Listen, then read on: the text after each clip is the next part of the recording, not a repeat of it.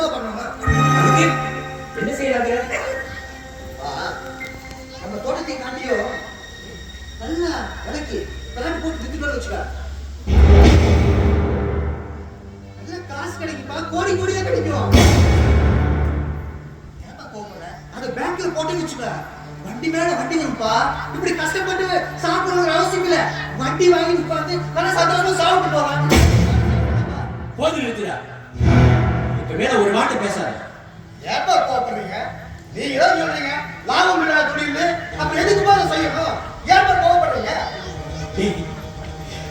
என்ன செத்து போட்டு சொல்றா? செத்து.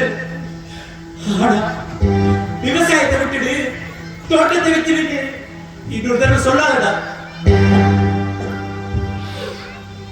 ஏற்கனவே நாட்டுல மழை இல்லாம குடிக்க தண்ணி கூட இல்லாம எவ்வளவோ கிராமங்கள் இருக்கு. அதுக்கெல்லாம் காரணம் வீடெல்லாம் விளையில இருந்து ஆனதுதான். எல்லாருமே பள்ளத்துல போகணும்னு நினைச்சா பள்ளத்தை யாரு தூக்குறது? எல்லாருமே சொகுசா வாழணும்னா மக்கள் எதப்பா சாப்பிடுவாங்க? நீ கடையாசு, நான் ஒரு விவசாயிக்கு மகனா பிறந்தேன், ஒரு விவசாயியா வாழ்ந்துட்டு இருக்கேன். கடைசி காலத்துல ஒரு விவசாயியா தான் இந்த மண்ணுல சாயணும்னு ஆசைப்படுறேன்டா. தடவை தோட்டத்தை விற்கிற அது இதுன்னு பேசிட்டு வராது.